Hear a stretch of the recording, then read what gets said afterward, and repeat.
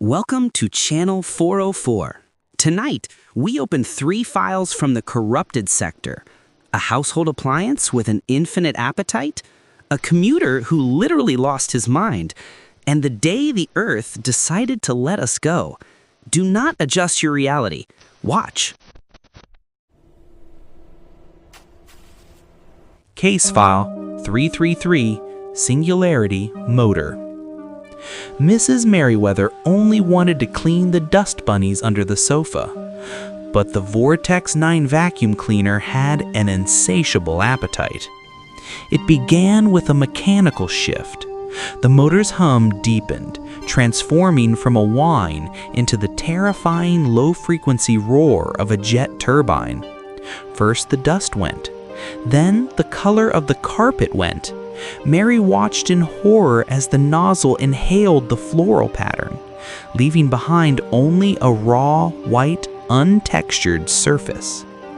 Mary tried to hit the power button, but the button was gone. The suction intensified. The 3-seater sofa warped before her eyes.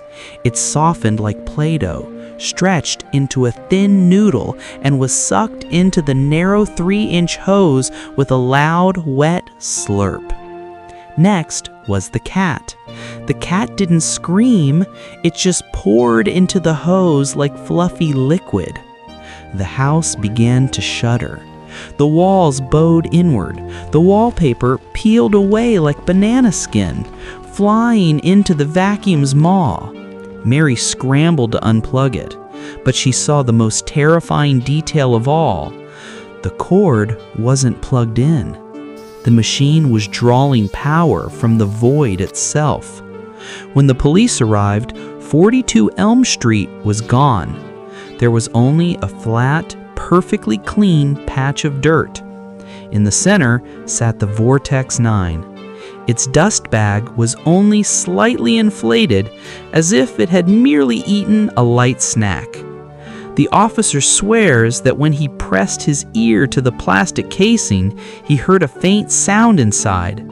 It was Mary's husband, still watching the evening news, complaining, "Honey, could you turn that thing down?" Status, capacity, infinite. Case File 221, Cranial Displacement. It happened on a Tuesday morning. Simon sneezed while tying his shoelaces. Pop! There was no blood, just a dry wooden click as his head detached from his neck, hit the floorboards, and rolled under the sofa. The horror wasn't death. The horror was the inconvenience. Simon was still conscious. His headless body was blindly groping the carpet while his head shouted directions from the dust bunnies. "Left! No, your other left!" He had a performance review at 9 a.m. He couldn't call in sick. He didn't have a fever. So he improvised. He picked up his own head and placed it inside a reusable plastic grocery bag. The commute was humiliating. He had to hold the bag at chest level so his eyes could see where his feet were walking. On the subway, a woman offered his body a seat, thinking he was carrying heavy groceries. She didn't know the groceries were blinking at her. At work, he placed the bag on the conference table. "Sorry, I'm a bit scattered today," his head mumbled from inside the plastic. His boss didn't notice. He just asked for the quarterly reports. But tragedy struck on the way home. The bus jolted. Simon's body lost its grip. The bag tumbled out the open door. Now Simon's body wanders the city streets, hands outstretched, blindly feeling the walls. And his head? It is currently sitting in the lost and found office, shelf B, screaming at an umbrella. Status: separated. Case File 702, 0G Incident. It was 8:15 a.m. on a Monday. Newtonian physics suddenly expired. At first, it was amusing.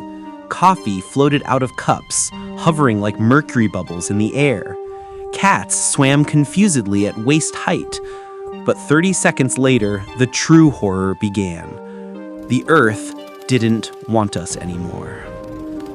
Those who were indoors were slammed against their ceilings, broken necks, concussions, but they were the lucky ones.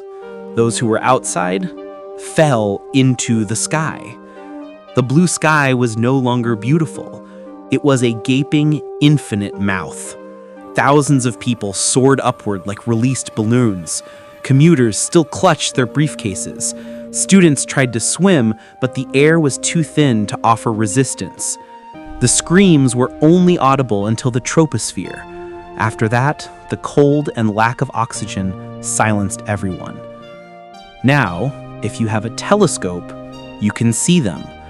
A new belt has formed around the Earth, not of rock and ice, but of cars, buses, and people frozen in their final poses. Gravity returned, but they didn't. They are stuck in geosynchronous orbit. And the scariest part, some say when the moon is full, you can see their shadows on the ground, still kicking. Status: connection lost.